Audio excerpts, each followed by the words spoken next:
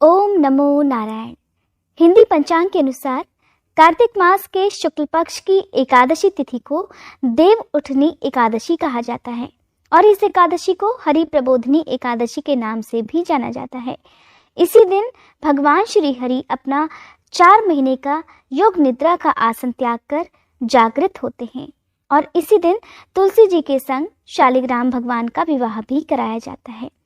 देव उठनी एकादशी के दिन भगवान विष्णु की विधि विधान से पूजा की जाती है और पूजा करते समय देव उठनी एकादशी व्रत की कथा भी सुनी जाती है। ऐसी धार्मिक मान्यता है कि देव उठनी एकादशी की व्रत की कथा सुनने मात्र से सभी मनोरथ पूर्ण हो जाते हैं और जन्म जन्मांतर के पापों का नाश हो जाता है।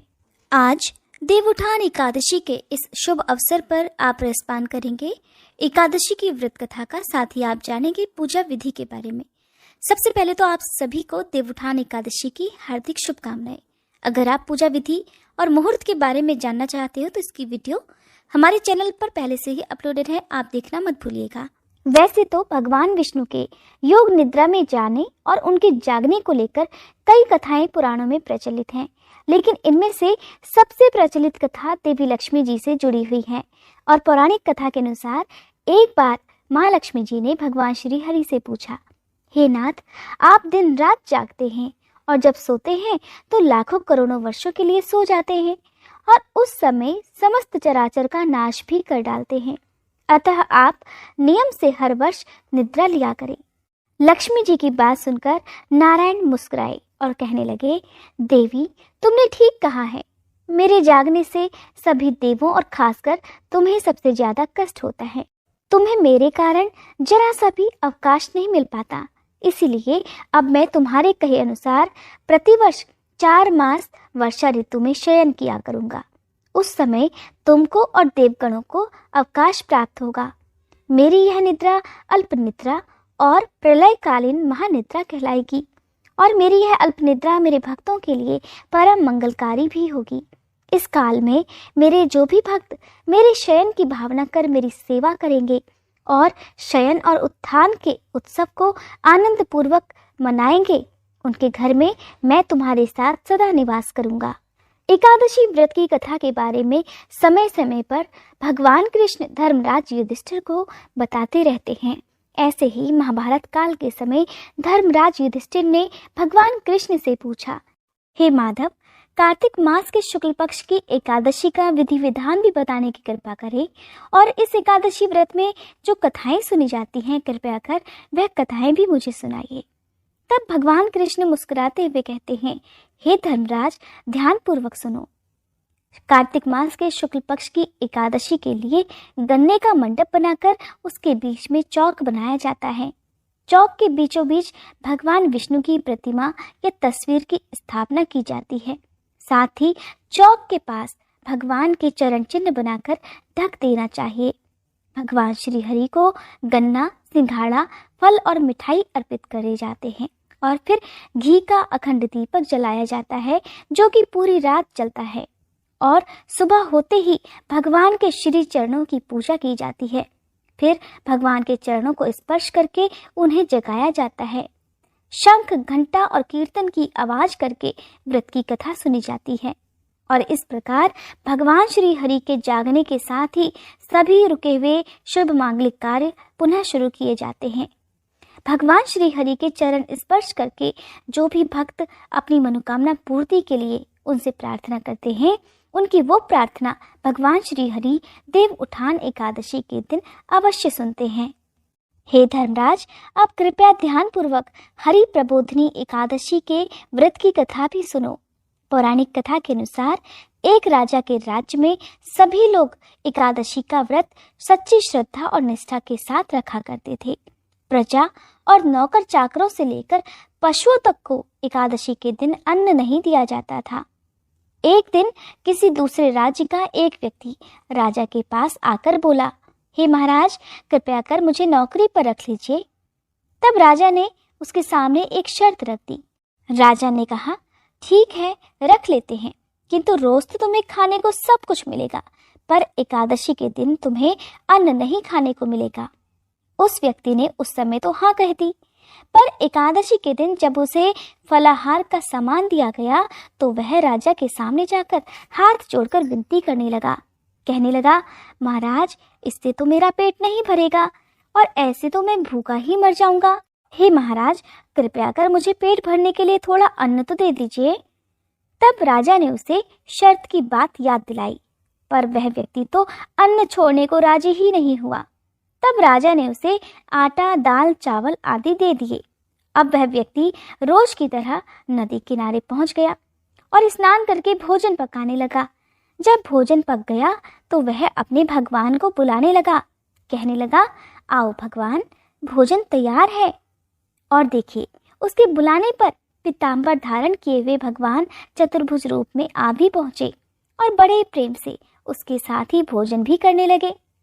भोजन ग्रहण करने के साथ ही भगवान तो अंतर्ध्यान हो गए और वह व्यक्ति भी अपने काम पर चला गया। अब अगली एकादशी को वह राजा से कहने लगा। फिर से राजा के पास पहुंच गया और एकादशी का व्रत का पालन तो सभी कर रहे थे, लेकिन शर्त के अनुसार उस एकादशी के दिन भी व्यक्ति को खाना नहीं दिया गया। जब उसे अन्न नहीं मिला तो वह फिर से हाथ जोड़कर राजा से विनती करने लगा। कहने लगा, हे महाराज, मुझे आज 2 गुना अन्न दीजिएगा। उस दिन तो मैं भूखा ही रह गया था। राजा ने कहा, तुम तो अकेले हो, 2 गुना अन्न किस लिए चाहिए?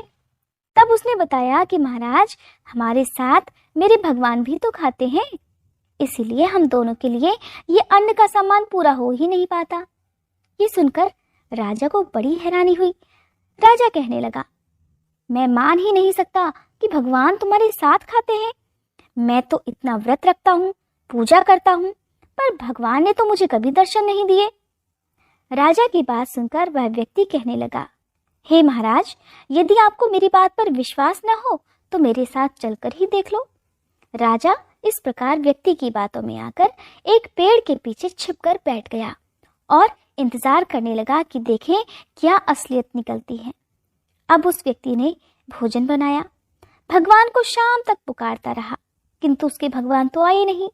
राजा ने सोचा ये व्यक्ति जरूर झूठ बोल रहा है और अंत में उस व्यक्ति ने कहा, हे भगवान, यदि आज आप नहीं आए तो मैं इस नदी में कूदकर अपने प्राण त्याग दूंगा। और लेकिन भगवान नहीं आए। तब जैसे ही वह व्यक्ति अपनी प्रतिज्ञा के अनुसार अपने प्राण त्यागने के लिए नदी की तरफ बढ़ा, तभी अचानक से भगवान वहां प्रकट हो गए और उसका हाथ पकड़कर उसे रोक लिया और बड़े प्रेम से उसके साथ भोजन करने के लिए बैठ गए। भोजन ग्रहण कर वे उसे अपने साथ अपने ही विमान में बिठाकर अपने धाम ले गए। ये सब देखकर राजा ने सोचा, जो कि अपनी आंखों से सारा हाल देख रहा था, सोचने लगा कि व्रत उपवास से तब तक तो कोई फायदा हो ही नहीं सकता जब तक कि मन शुद्ध ना हो। इससे राजा को बहुत ज्ञान मिला। अब वो बड़ा अफसोस करने लगा कि उसके राज्य में तो सारी प्रजा भी एकादशी का व्रत करती थी, वो जबरदस्ती उन सब से पालन करवाया करता था। इसका मतलब है कि जब तक मन में श्रद्धा और विश्वास ना हो तब तक किए गए उपवास का कोई भी फल प्राप्त नहीं होता। अब राजा को जो ज्ञान प्राप्त हुआ उससे उसने मन से प्रतिज्ञा की कि अब वो एकादशी का व्रत सच्ची श्रद्धा और विश्वास के साथ करेगा। इस प्रकार राजा ने हर एकादशी का व्रत बड़े नियम से किया और अंत में वह भी उस व्यक्ति की ही तरह स्वर्गलोक को गया। ये थी देवउठान एकादशी की कथा। इस एकादशी के दिन एक काम सभी लोगों को करना चाहिए। अगर आप उपवास रखने में समर्थ नहीं है तब भी आपको भगवान विष्णु की पूजा अर्चना सच्चे मन से करनी चाहिए। आज के दिन शाम के समय भगवान विष्णु को निद्रा से जगाना चाहिए, उनका आह्वान करना चाहिए, प्रभु से कहना चाहिए कि हे श्री हरि, हे नारायण भगवान, अब आप जागिए, अब आपके जागने का समय हो गया है। अब आप जागकर इस सृष्टि के संचालन का कार्यभार संभालिए और हम सब की रक्षा कीजिए, हम सब की मनोकामनाएं पूर्ण कीजिए। आज के दिन भगवान विष्णु को पीले फल, पीले फूल अर्पित करें। पीली ही वस्तुओं का दान इस दिन करना शुभ रहता है। पीले फलों का दान आप कर सकते हैं। एकादशी की शाम को घंटी घड़ियाल बजाकर भगवान विष्णु को अवश्य ही जगाना चाहिए। इस दिन दान में आप मौसमी फलों का, जिनका भोग भगवान को लगाया जाता है, जैसे कि मूली, बेर, सिंघाड़े, आंवला, नींबू, इनका दान भी आप किसी योग्य व्यक्ति को कर सकते हैं। मंदिर में ब्राह्मण देवता को दान में दे सकते हैं। एकादशी के दिन भूल से भी नाखून, बाल इत्यादि नहीं काटने चाहिए। इस दिन घर आए हुए याचक को खाली हाथ नहीं लौटाना चाहिए। हो सके तो अन्न का दान करने से एकादशी के दिन बचना चाहिए, क्योंकि इस दिन व्रती को चाहिए कि वो अन्न का त्याग करे। किसी भी रूप में चावल या चावल से बनी हुई वस्तुओं का सेवन घर में नहीं होना चाहिए। तो एकादशी के दिन आप घर आए हुए याचक को वस्त्र का दान कर सकते हैं, उन्हें आप फल दान में दे सकते हैं, दक्षिणा दे सकते हैं, लेकिन हो सके तो अन्न का दान करने से बचें। आप द्वादशी तिथि को अपनी सामर्थ्य के अनुसार अन्न का दान कर सकते हैं। देवउत्थान एकादशी की रात भगवान के जागने की रात होती है, तो अपने घर में अंदर बाहर मंदिर में खूब सारे दीप जलाने चाहिए। इस दिन श्री हरि के साथ ही माँ लक्ष्मी जी भी पृथ्वी पर विचरण करती हैं और भगवान के साथ ही अपने भक्तों के घर में वास करती हैं। इसलिए जो लोग भी अपनी आर्थिक समस्याओं से मुक्ति चाहते हो, उन्हें इस दिन भगवान के साथ साथ माँ लक्ष्मी जी की भी पूजा करनी चाहिए। एक दीपक उत्तर दिशा की तरफ आपको अवश्य ही जलाना चाहिए। उत्तर दिशा में माँ लक्ष्मी जी का वास माना जाता है। द्वादशी तिथि के दिन किस शुभ मुहूर्त में व्रत कैसे खोला जाता है, किन नियमों का पालन द्वादशी को भी करना चाहिए, अगर आप इस बारे में जानना चाहते हो तो संपूर्ण जानकारी आपको हमारे चैनल पर मिल जाएगी। आप एकादशी के दिन व्रत पारण की वीडियो हमारे चैनल पर देखना मत भूलिएगा। ये जानकारी अगर अच्छी लगी हो तो वीडियो को लाइक करके हमारे चैनल को सब्सक्राइब करके बेल आइकन प्रेस जरूर कीजिएगा।